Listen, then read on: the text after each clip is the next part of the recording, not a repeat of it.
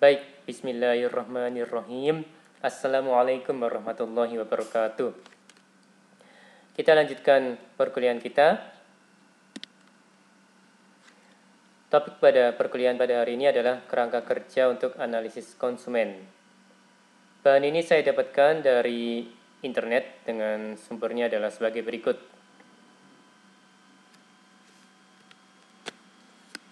Masuk ke topik subtopik elemen analisis konsumen.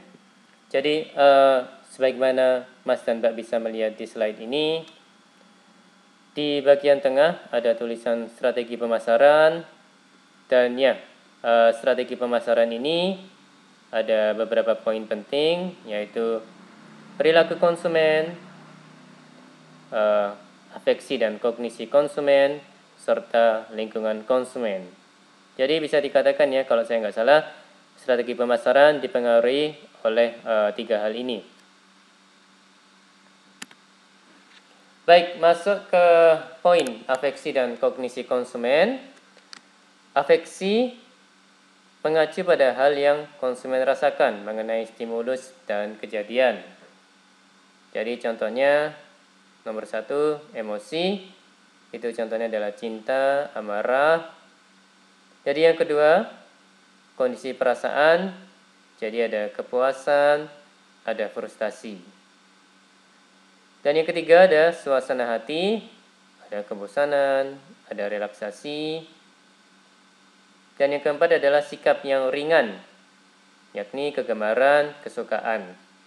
Seperti itu Mas dan Mbak.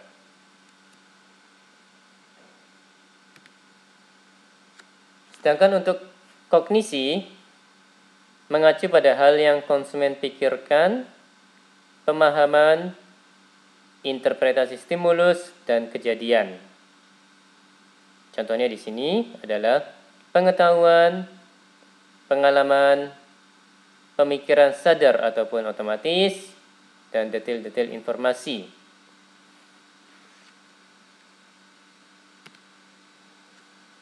Oke. Masuk ke poin perilaku konsumen. Poin ini mengacu pada aksi fisik konsumen secara langsung, dapat diamati dan diukur oleh pihak lain. Saya ulangi, perilaku konsumen ini mengacu pada aksi fisik konsumen yang mana secara langsung dapat diamati dan diukur oleh pihak lain. Hanya melalui perilaku penjualan dan keuntungan didapatkan. Dan poin-poin yang mengarahkan perilaku adalah, kalau di slide ini, yang pertama kualitas superior, ya kualitas dari produknya Mas dan Mbak ya, kalau saya nggak salah.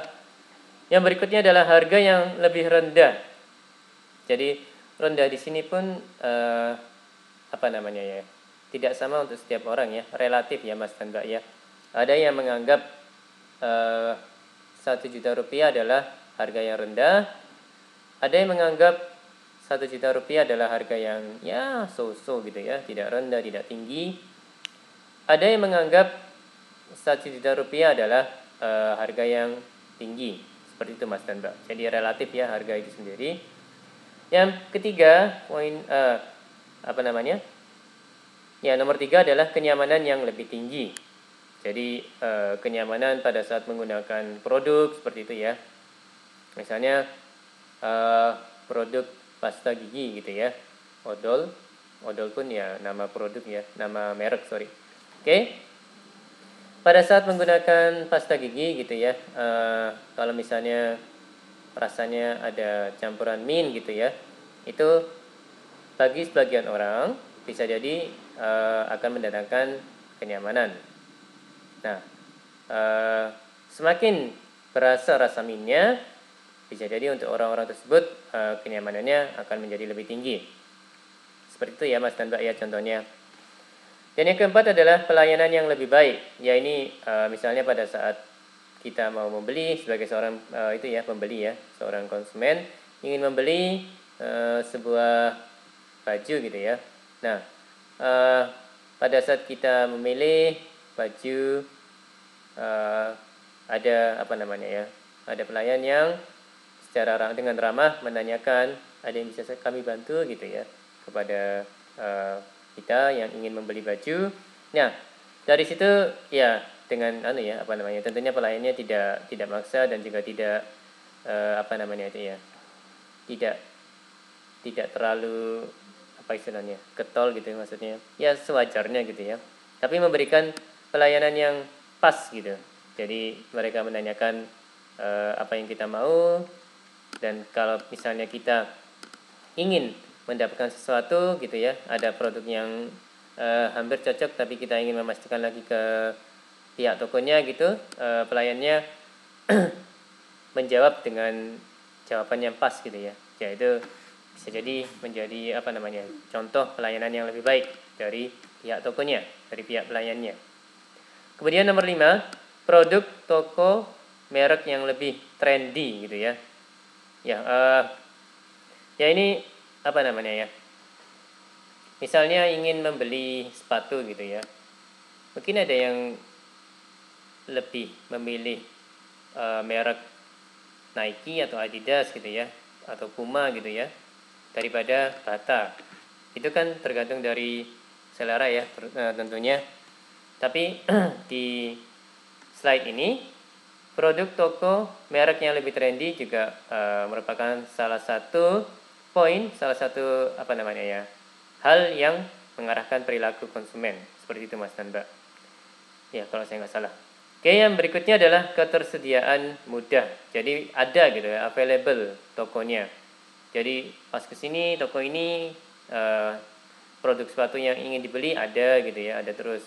Beda halnya kalau misalnya kita ke toko ini menanyakan produk ini, oh nggak ada, itu di satu hari, kemudian besoknya datang lagi, oh masih nggak ada, kemudian di seminggu kemudian datang lagi ke toko itu, jawabannya masih sama, oh nggak ada, kan jadi males kan ya seorang konsumen untuk mau membeli di toko tersebut.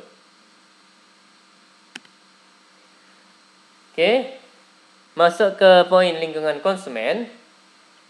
Lingkungan konsumen mengacu pada segala hal di luar konsumen yang mempengaruhi hal yang mereka pikirkan, rasakan, dan lakukan.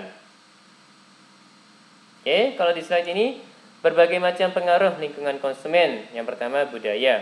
Ya ini budaya timur dan budaya barat berbeda ya. Kalau budaya timur mungkin lebih lebih tertutup gitu ya. Jadi pemasarannya pun akan bisa jadi berbeda gitu maksudnya. Yang kedua, subbudaya. Yang ketiga, kelas sosial.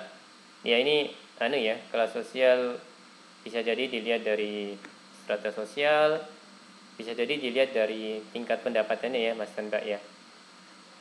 Yang keempat, kelompok acuan. Nah, kelompok acuan ini biasanya yang mengendorse gitu ya. Jadi kalau ada produk yang di-endorse oleh seseorang, apalagi seseorang itu terkenal, bisa jadi orang akan makin semangat untuk membeli produk tersebut. Oke, yang berikutnya adalah keluarga. Ya ini kalau misalnya ada anjuran dari keluarga, misalnya beli di toko ini aja atau beli produk ini aja gitu kan ya, menjadi salah satu referensi yang biasanya akan kuat gitu ya. Yang kemudian nomor 6 adalah toko. Ya, kalau tokonya bersih, pelayannya bagus gitu ya. Ya, orang kan lebih memilih itu. Apalagi kalau sudah punya track record bahwa toko ini jujur dan ya produknya yang dijual bagus gitu ya kualitasnya. Jadi tidak menjual barang cacat itu misalnya. Itu kan ya akan menjadi poin plus juga untuk toko tersebut. Yang ketujuh adalah produk. Tentu ngaruh ke konsumen melihatnya dari kualitas dari produk. Kalau misalnya produk kualitasnya KW gitu ya, apalagi KW yang ecek-ecek gitu kan ya, mikir-mikir juga konsumen kalau mau membeli produk tersebut. Kemudian yang nomor 8 adalah iklan. Iklan tentunya terutama kalau di zaman sekarang iklan di media sosial gitu, mungkin ada yang men-skip Misalnya iklan yang muncul di YouTube gitu ya, mungkin ada yang men-skip. Ada juga mungkin tipikal orang yang mau melihat iklan itu barang 10 detik atau 15 detik gitu ya. Mungkin ada juga yang melihat iklan itu sampai tuntas gitu ya. Dan pada saat melihatnya, oh misalnya tentang minuman gitu ya, minuman ringan, iklan minuman ringan di YouTube gitu, bisa jadi seseorang akan tertarik untuk mencobanya, mencoba membeli dan meminum minuman ringan tersebut. Baik, di slide ini Mas dan Mbak bisa melihat terkait dengan peran penelitian dan analisis konsumen pada strategi pemasaran. Jadi ada 4 kotak ya Mas dan Mbak ya. Yang paling atas ini adalah analisis dan penelitian konsumen. Yang berikutnya adalah pengembangan strategi pemasaran. Yang berikutnya adalah implementasi strategi pemasaran. Dan yang kotak keempat adalah konsumen, afeksi, dan kognisi, perilaku lingkungan. Seperti itu ya Mas dan Mbak ya. Jadi ini flow-nya terus-menerus gitu ya, tidak berhenti di satu titik. Jadi setelah analisis dan penelitian konsumen, masuk ke pengembangan strategi pemasaran. Jadi kan ada hasil analisis kan ya. Oh ini konsumen di area Jimursari tipikalnya seperti ini, seperti ini, seperti ini. Kemudian karena tipikalnya seperti itu, poin-poin seperti itu, maka strategi pemasaran yang pas adalah begini, begini, begini, begini, seperti itu ya. Nah, setelah ada strateginya, muncul lanjut di implementasi dari strategi pemasaran tersebut. Jadi yang begini, begini, begini, begini tadi itu diimplementasikan di lapangan. Nah, kemudian strategi pemasaran yang diimplementasikan tersebut kan akan berdampak pada konsumen gitu kan ya. Nah, setelahnya perlu dianalisis lagi hasil implementasi strategi pemasaran tersebut di lapangan. Apakah sudah sesuai dengan target atau enggak, seperti itu ya Mas dan Mbak ya, kalau saya nggak salah.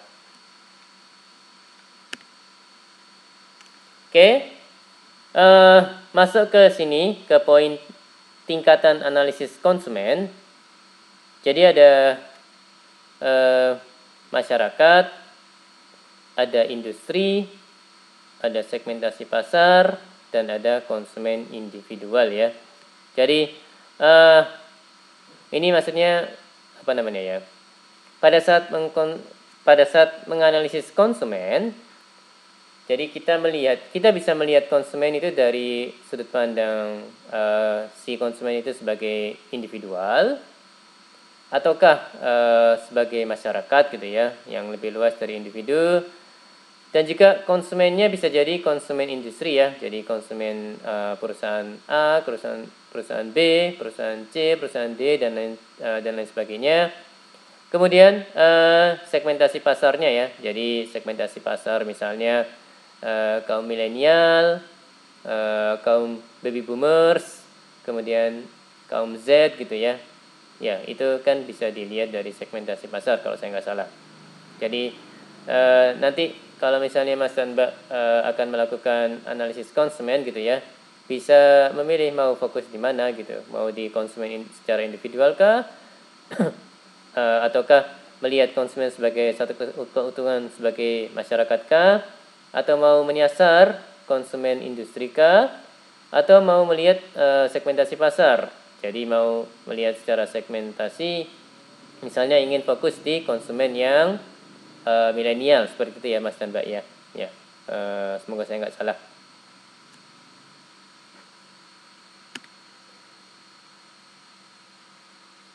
Baik,